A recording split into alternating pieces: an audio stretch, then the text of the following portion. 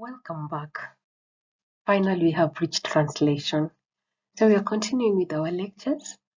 We're looking at the central dogma of molecular biology. We have looked at the process of replication. We have looked at the process of transcription, where the DNA has been copied into RNA. And finally, we want to look at the process of translation, where our messenger RNA is finally translated into the proteins. So proteins, as we know, have so many functions in the cell. In fact, I would be correct to say proteins do everything in the cell. And this process of protein synthesis is so well regulated such that proteins are synthesized in response to a cell's need. So when a protein is needed in higher amounts, the amount that is synthesized is higher.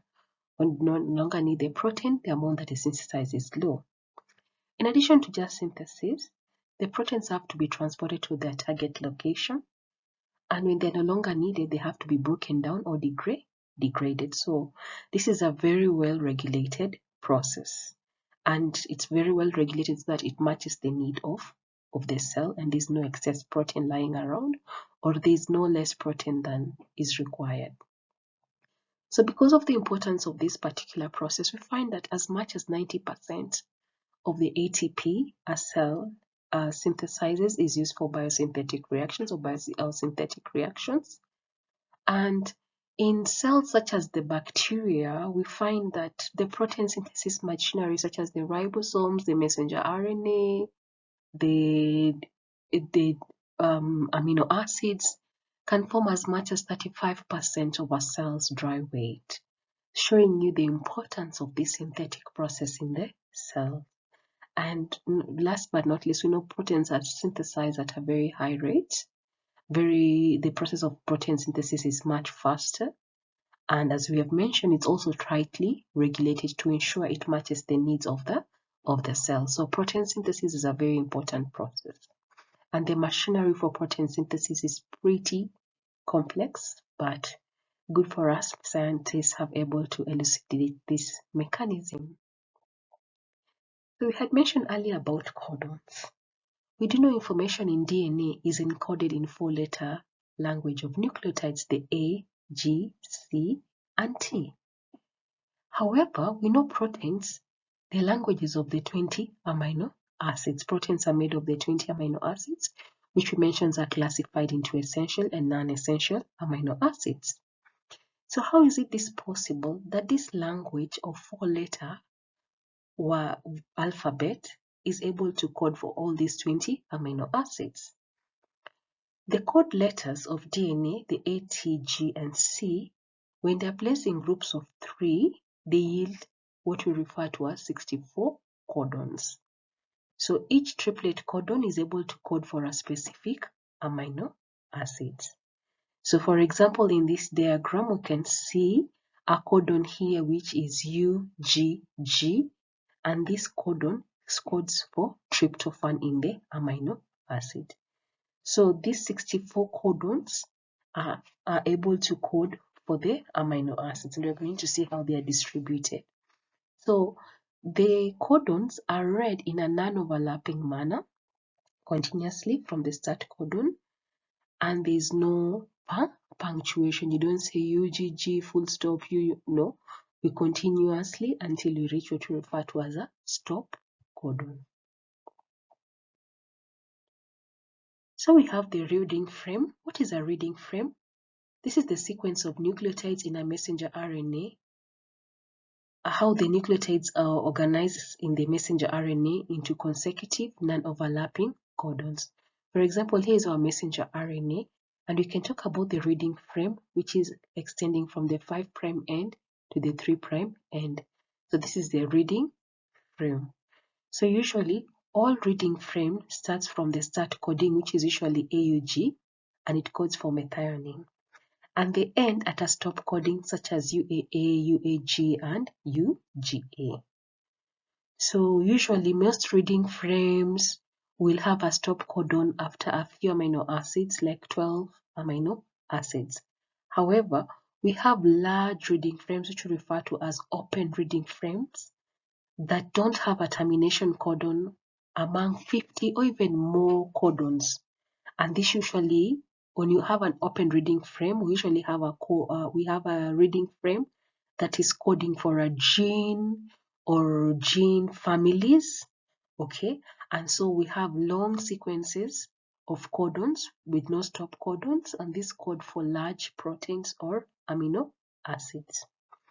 So if we have the reading frame is off in the initial reading, either by insertion of a base or deletion of a base, we end up the translation skips a nucleotide, and what ends up being synthesized is a missense protein or a protein that have an error.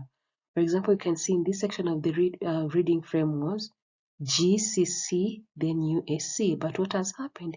We have an insertion of a cytosine here that has caused a change in the reading frame. Okay. In this case here, we had DUA, then GCU, but we have a deletion where the guanine has been deleted, and you can see the reading frame has changed. So this is what will create a missense protein. And sometimes what's very interesting is that when we have both an insertion and a deletion at the same time occurring, we can have restoration of the reading frame probably later after, because both insertion and deletion have occurred at the same time.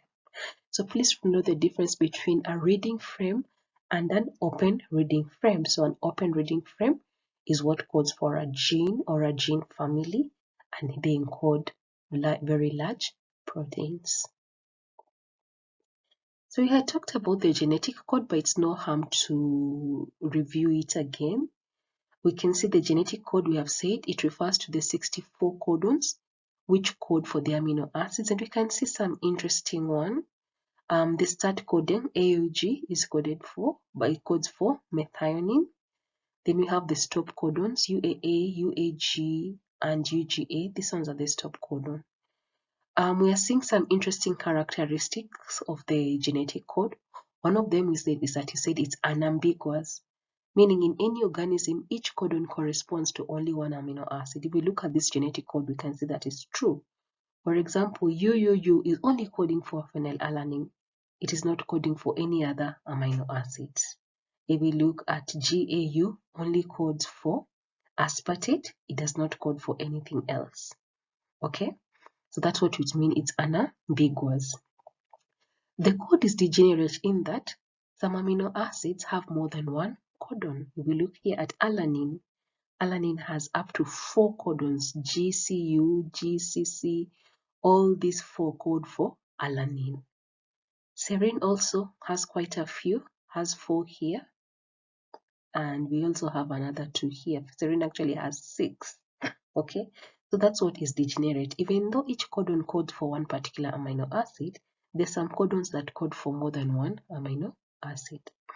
Then we say the genetic code is universal, meaning this sequence is the same codons are code for the same amino acids across all organisms. And we have said as the reading frame is being read, there's no punctuations between the trinucleotides, and there's no overlapping. The codons do not overlap in the messenger RNA.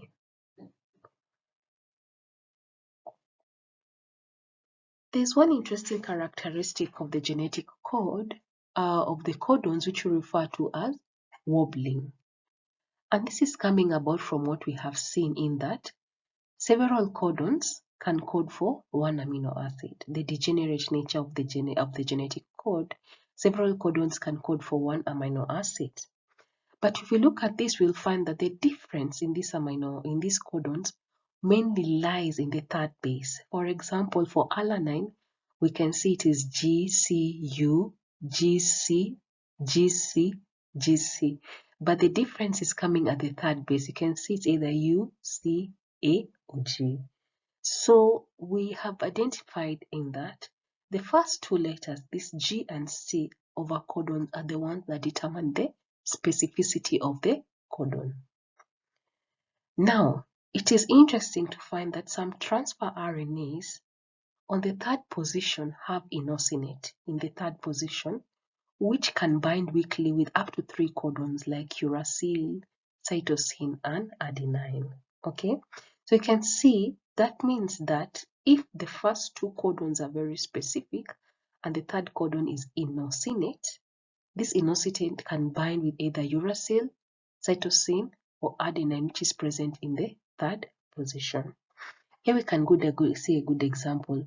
Here's the anticodon arm of the transfer RNA and the codon of the messenger RNA. Of interest, look at this. The codon on the messenger RNA is running in is being read from the 5' to the 3' direction. Can you see? Of interest is that we find the transfer RNA binds in the other way around, like in the 3' to 5' direction, such that its first codon binds to the third. The second codon binds to the second, and the third codon binds to the first anticodon arm. Can you notice that? Okay, so when you talk about the wobbling position, we mean the wobbling position on the messenger RNA, not at the anticodon. And this will be the first nucleotide on the anticodon arm. So what as I was meaning here is that we can see the anticodon arm, the first nucleoside when it is inosinate is able to bind adenine in the codon. If we have inosinate in position 1 of the anticodon, we can bind uracil. And if we have inosinate in position 1 of the anticodon, we can bind cytosine in the codon arm. Okay, so this is what we refer to the wobbling phenomenon. And based on these observations, we have what we refer to as the wobble hypothesis. So the first component of the hypothesis states the first 2 bases confirm most of the coding specificity. We have seen this very clearly with alanine. The first base of the anticodon here, the first base of the anticodon is the one that binds the third base of the codon, determines the number of codons that will be recognized by the transfer RNA. As we said, we have 64 codons. Of these 64 codons, 1 is a start codon and 3 are stop codons. So if you remove those, we have 60 codons that code for amino acids. However, we have seen such amino acids have several codons, but the number of transfer RNA are not as many as 61. Okay, so what does that mean? It must mean that some codons, some transfer RNAs are able to bind more than one codon, and this is where the wobbling hypothesis comes from. So now some nature has been recognized. So we have, how can you know if a transfer RNA is able to bind 1 codon, 2 codons, or 3 codons? One of the rules is that if in the anticodon arm,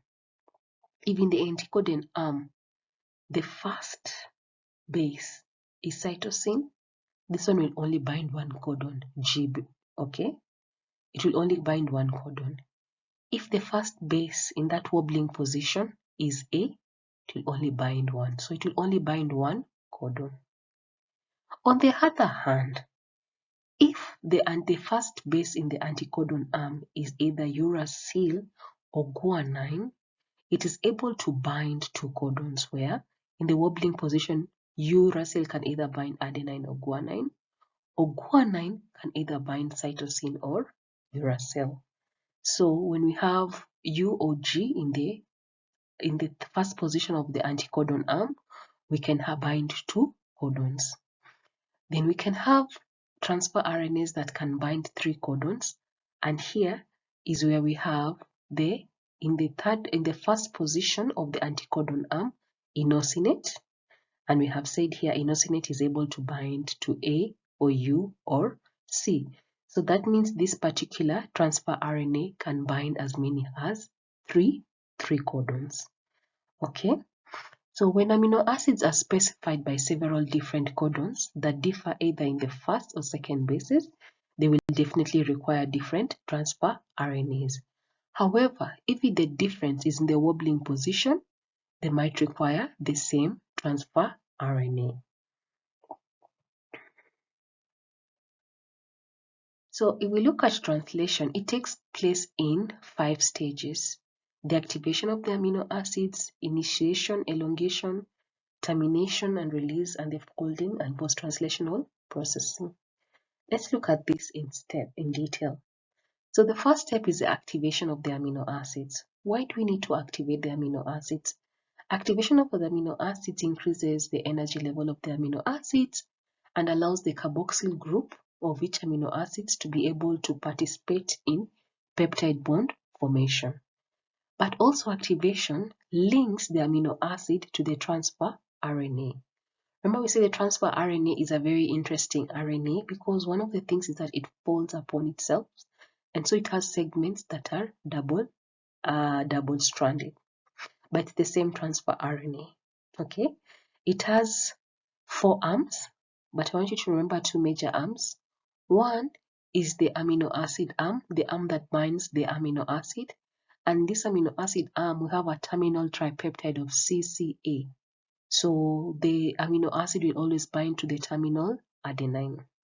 Then we have the anticodon arm, which contains the anticodon, and this is what base pairs with the messenger RNA, what you have been seeing when you've been talking about wobbling. So what happens in the activation of amino acids? So in this reaction that happens in the cytosol, we have the amino acid first binding to ATP, reacting with ATP to form an enzyme amino acid, an AMP complex.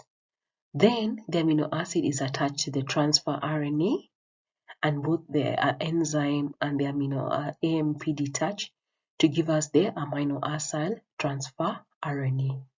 So this enzyme that catalyzes this reaction is called amino acyl transfer RNA synthetase.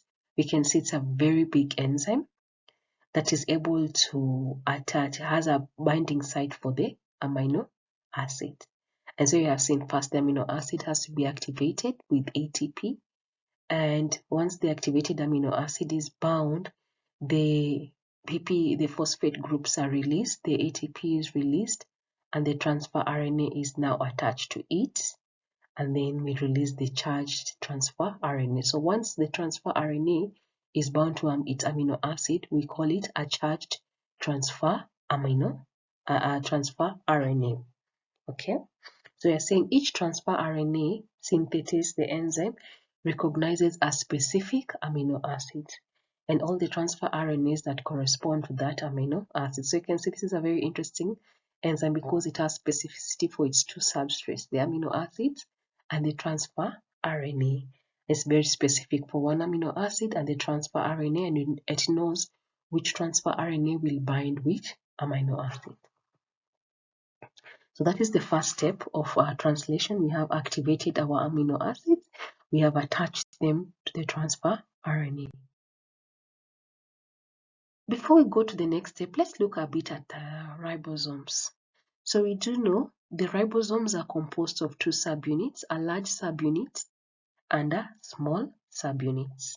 And usually in the cytoplasm, the subunits are separate, they exist detached, they only come together during the process of protein synthesis. So each ribosome has 3 binding sites for the transfer RNA. The A site, or the accepting arm where the transfer RNA enters and binds to its codon. Then we have the peptidyl site where a transfer RNA which has the polypeptide attached to it binds. Then we have the exit site where the transfer RNA that has donated its amino acid to the growing peptide chain now leaves. So in the A part of the accepting arm, here we have a transfer RNA that is bringing an amino acid that is next on the codon, that is being coded next on the messenger RNA. So what we usually see for this, as I said, these complexes stay separate. And what we see during protein synthesis is that the small ribosomal subunit first binds to the messenger RNA. Okay?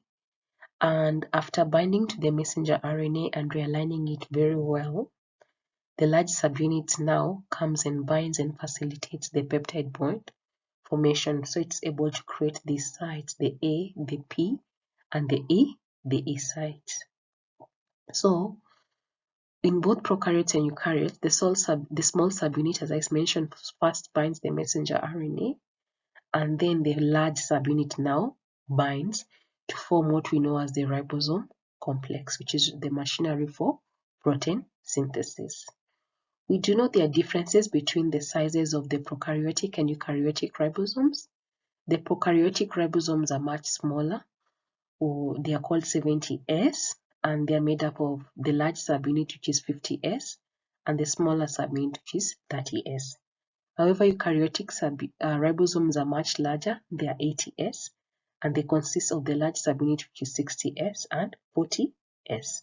However, both of them, they exist detached and only come together during protein synthesis. As we say, after translation, the ribosomal subunits disassemble and they are recycled for future rounds of protein synthesis.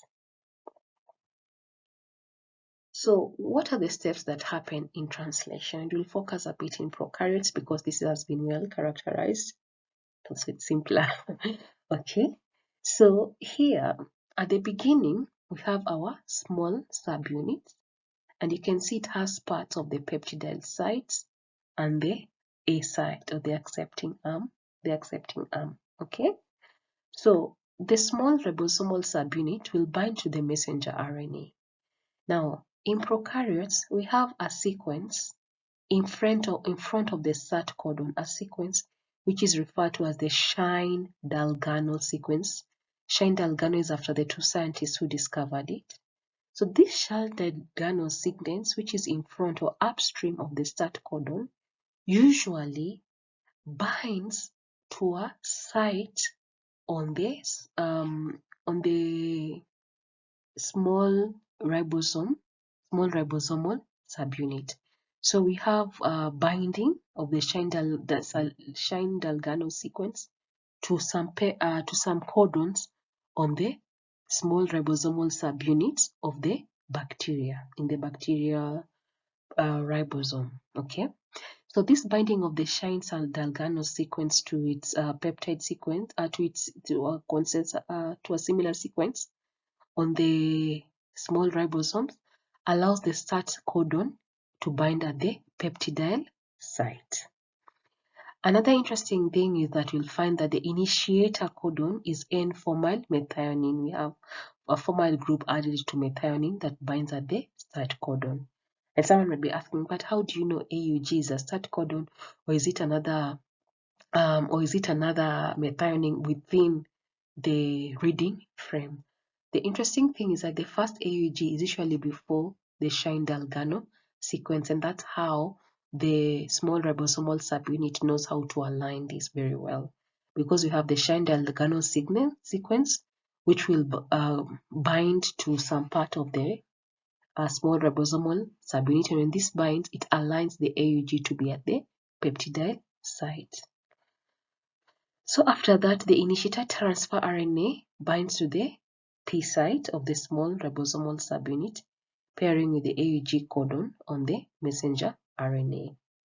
So you can see we have that binding, and then we have the transfer RNA now coming with the formyl transfer RNA binding to the start codon UAC, which is base pairs with the AUG. Okay, and once this binds, what happens now? Now the large subunit can come and attach to the whole thing to form the complete ribosome machinery. You can see the large subunit has brought the exit site, which was not there before. The small subunit had parts of the P and the A. Okay. Now, in addition to these sites that we are saying, the small ribosomal subunit and the large ribosomal subunit and the messenger RNA, we can see some proteins which we refer to as initiation factors, IF. So these initiation factors, they facilitate the assembly of the ribosomal machinery. Okay, and after binding of the large subunits, we find the initiation factors are released. So in prokaryotes, there are only 3 initiation factors, but we're going to see there are much more in eukaryotes. So what is the difference between initiation of translation in eukaryotes and prokaryotes. As you have seen, the ribosome in prokaryotes, as we have seen, the ribosome is able to bind direct' with the Shine-Dalgano sequence near the AUG.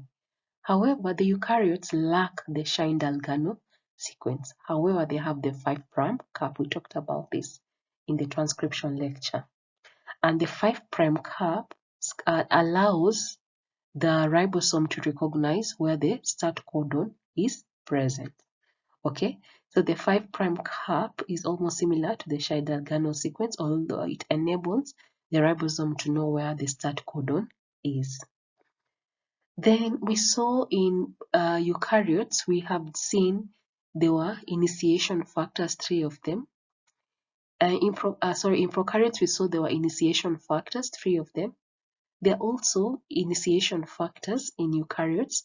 However, these are shown as eukaryotic initiation factors, and these are many, and some of them are, example, eukaryotic initiation factor 4F and poly A binding proteins.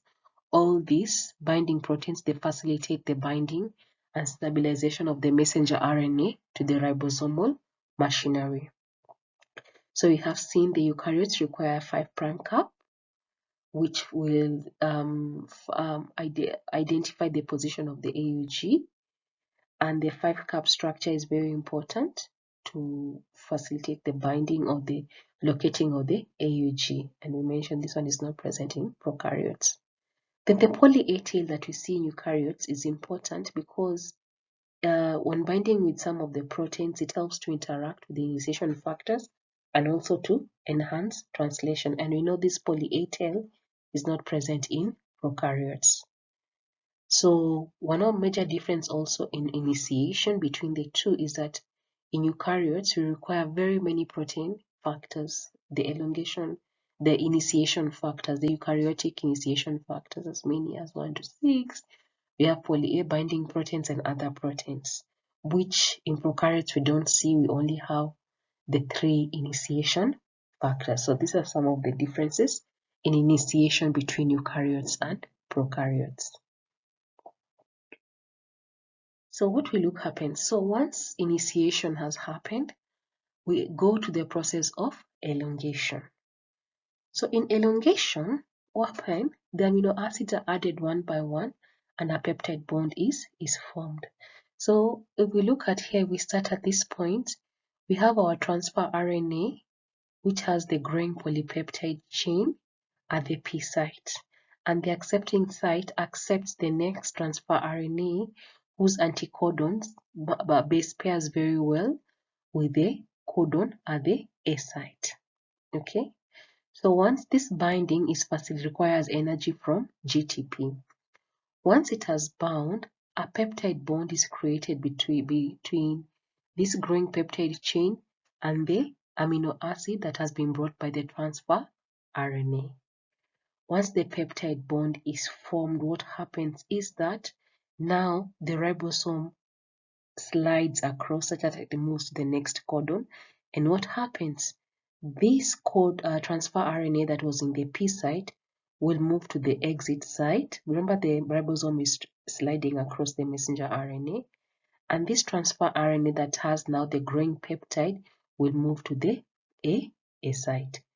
This sliding requires energy provided again by GTP. And what happens now? Now this transfer RNA that has already donated its amino acid exits, and a new transfer RNA with the next amino acid enters at the acceptance site. So we are saying the amino acids during the elongation stage, the amino acids are added one by one to the preceding amino acid at the C terminus. So this end is the amino terminus of the polypeptide chain, and where the peptide chain is growing is the C terminus or the carboxyl end.